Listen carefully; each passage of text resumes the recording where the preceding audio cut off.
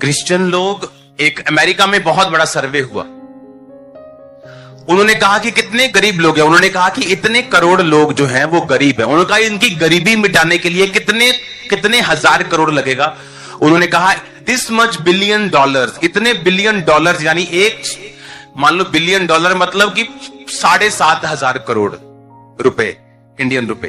उन्होंने कहा कितने बिलियन लगेगा, कहते इतने बिलियन लगेगा इनकी गरीबी खत्म करने के लिए। उन्होंने कहा ठीक है, दे दो। जब पैसा इन्वेस्ट किया गया गरीबी दूर करने के लिए, कुछ समय बाद वो गरीब डबल हो चुके थे और गरीबी नहीं गई। कहा ये क्या हुआ, गरीबी क्यों नहीं गई? क्योंकि गरीबी पैसे से नहीं जाएगी। गरीबी एक सोच है, एक मेंटालिटी है। और जब हम अपने टाइट को बोएंगे, जब हम बड़ी बात करेंगे, जब हम प्रभु के साथ वफादार रहेंगे, तो वो आपके वंश को निकाल देगा इस। ऐसे चर्च में लोग हैं, जब आए 17 साल पहले ऑटो चलाते थे, वो भाई आज भी ऑटो चलाता है, लेकिन बेटा कनाडा में पक्का हो चुका है, हाँ, बेटी अमेरिका में पक्की हो चुकी। वो तरीका निकालेगा, वो कैसे करेगा उसको मालूम है। यही तो परमेश्वर है, यही तो एक्साइटमेंट है। अगर मालूम हो जाए आपको कैसे होगा, फिर तो एक्साइटमेंट ही खत्म हो गई लाइफ की। यही तो फेथ है, यही तो विश्वास है कि धर्मी जन बिना देखे चलेगा और विश्वास के साथ चलेगा। क्योंकि जैसे ही आप देखने का प्रयत्न करेंगे और विश्वास से हटके सेंसेस के साथ चलेंगे, आप पाप में घुस जाएंगे। क्योंकि आपको लगेगा आपकी लाइफ वैसी ही है, जो आप कर रहे हैं वही हो रहे हैं, परमेश्वर का इसमें क्या है। लेकिन वो करेगा, जब वो करेगा तो वो नजर भी आएगा और दूसरों को भी आएगा और तीसरों को भी आएगा और जहान को भी आएगा। आप मेरी बात समझ रहे कि नहीं? तो पहले तो मुझे यह डिसाइड करना है कि मेरी गरीबी सरकार की वजह से है या मेरी खुद की वजह से। अगर तो कोई मसीही बोलता है कि मैं गरीब हूं, तो उससे जरूर पूछो टाइथ पे करते हो। अगर तुम नहीं करते, तुमको कोई पैसा दे भी जाएगा, तुम तब भी गरीब हो। हमें अपने लोगों के लिए लड़ना भी है पॉलिटिकली। जो पॉलिटिकल लोग हैं वो अपना काम करें, लेकिन जो लोग हैं वो मुद्दे पे आए जो बाइबल का है। जब उसके अनुसार हम चलेंगे तो परमेश्वर इंतजाम करेगा, वो प्रकट होगा, वो सामने आएगा। जब औरत ने परमेश्वर के पांव पर उतर डोल दिया, तो चेले बोले कि इसे गरीबों में दे दिया जा सकता था। यीशु मसीह ने कहा गरीब तुम्हारे साथ क्या है। इसका मतलब क्या कि गरीबी दूर आप नहीं कर पाएंगे, क्योंकि वो यीशु मसीह ने कहा वो सदा रहेंगे। लेकिन उस गरीब कैटेगरी में आप शामिल होना चाहते हैं या नहीं? अगर तो नहीं होना चाहते, फिर आज मुझे लाइफ में अपनी प्रायोरिटी सेट करनी पड़ेगी कि मुझे चाहे मैं 30 रुपए कमाऊं, मुझे 3 रुपए निकालने हैं। मैं थोड़े में रहूं, ज्यादा में रहूं, मुझे पवित्रताई में रहना है। मुझे बड़ा सोचना है, बड़ा निकालना है मुंह से।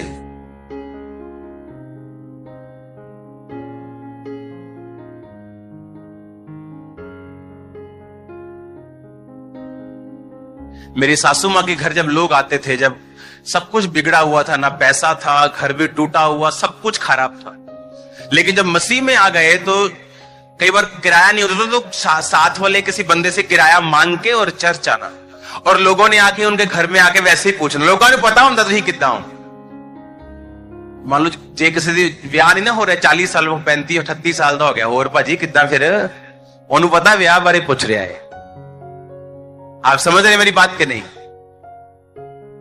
लोगों को मालूम होता आप कैसे हो, वैसे ही पूछते हैं वो, और जी कितना। और मेरी सासू मां ने बोला बहुत वधिया, जाते सी मसीह च आए हैं, बहुत वधिया, और वैसा ही हो गया। और सोचो अगर हम ये बोले कि हाँ भैन जी किथे आप किराया मांग के जान रहे हैं चर्च, हाँ पता नहीं होना है कुछ के नहीं होना, अभी तक करजाई हुए पे हैं, तो क्या होता फिर? आपके वर्ड्स, आपके शब्द, आपके पास टैलेंट हो, पैसा हो, माहौल आपके लिए अच्छा हो, लेकिन अगर आपके शब्द बुरे हैं, वो बिजनेस कभी नहीं चल सकता।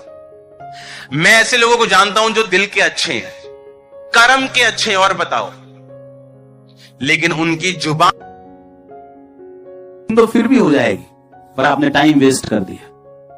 टाइम वेस्ट नहीं करना। आमीन। वो आने वाला है लेने के लिए। तैयार हो आप? और दूसरों को तैयार करो। हाँ या ना? दूसरों को तैयार करोगे? क्योंकि ऊपर जाके आपको सब बातें याद होंगी। ये मेरे साथ बैठता था, आपको मालूम होगा। हालेलुया। आपको सब मालूम होगा आपने कितनी रूहें बचाई और कहां कहां आप मिस कर गए गोल को, आपको वहां मालूम होगा। वहां पछतावा ना करो।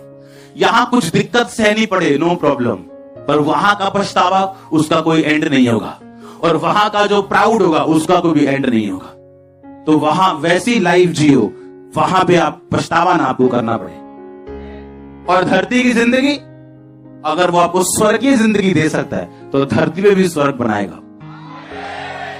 उसने कोड़े ऐसे ही नहीं खाए, ऐसे नहीं गरीब घराने में जन्म लिया, ऐसे नहीं लोगों की चिंता की। लिखा यहोवा कुचले हुओं को छुड़ाता है। वो ये नहीं कहता तुम छोटी जाति के हो, तुम पास्टर नहीं बन सकते। कहता उस छोटी जातियों को चुनता है बिशप बनने के लिए, अपोस्टल बनने के। उसने ये नहीं कहा ये वाली जातियां पहले आए उसके बाद ये आए। उसने कहा हे दुनिया के थके हारे और बोझ नीचे तभी लोगों मेरे पास आओ। आप मानते हो आप हम सब एक ही प्रभु की संतान है? तो आपके जितने अगर घर में बच्चे हो, वो क्या हो सकता है आप एक को बोलो नहीं भी तू छोटा है, एक को बोलो नहीं तू, हो सकता है क्या? क्यों? क्योंकि ऐसा वही कर सकता है जो आपका असली बाप ना हो। एक बंदा जादू टोना करने के लिए गया, लो जी पिया यार फलाने लात तोड़ दियो, लो जी। वो जादू टोना जिन शक्तियों की सहायता से कर रहा है, अगर आप उनकी संतान होते तो क्या एक बच्चे के कहने पर दूसरे बच्चे की टांग तोड़ता है बाप? यीशु मसीह को बोल के देखो कि खुदावंद 1 लाख का स्पेशल सीड लेके उसकी टांग तोड़ दो, तुम्हारी टूट जाएगी।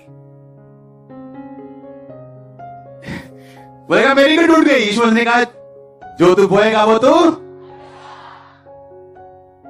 अगर आप एक बच्चे के कहने पे दूसरे बच्चे की टांग नहीं तोड़ देते तो क्या जो असली बाप है आपका वो तोड़ देगा? इसका मतलब हमारा असली बाप कौन है? इसका मतलब हमारा असली पिता कौन है? क्योंकि वो एक बच्चे के कहने पे अपने दूसरे बेटे की बेटी की टांग नहीं तोड़ेगा। फलानी ने मेरी मिट्टी उठा ली जी, मेरा हस्बैंड उसके पास चला गया। अगर वो तेरा सच्चा पिता होता, परमेश्वर होता, क्या वो ऐसा करने देता? तुम यीशु मसीह के घर में आओ और पर्ची डाल दो, बोलो फलाने का पति मेरा हो जाए, जो तुम्हारा है वो भी चला जाएगा। हाँ, क्योंकि यीशु मसीह कहता अगर तू मेरा बेटा है तो वो भी क्या है? तो ये कौन सा बाप है जो एक बेटे के कहने पे दूसरे बेटे को मार दे?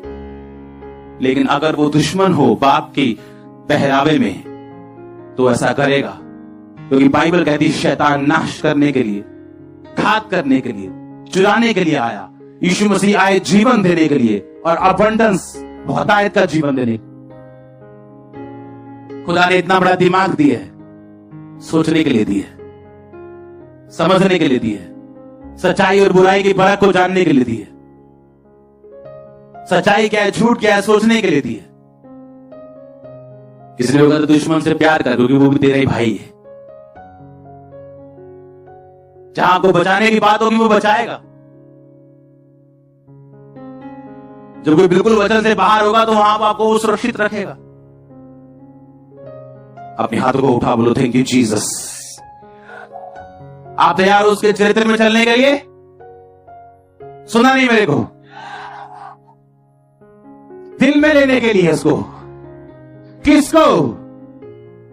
फिर से, फिर से, फिर से जोर से बोलो जी।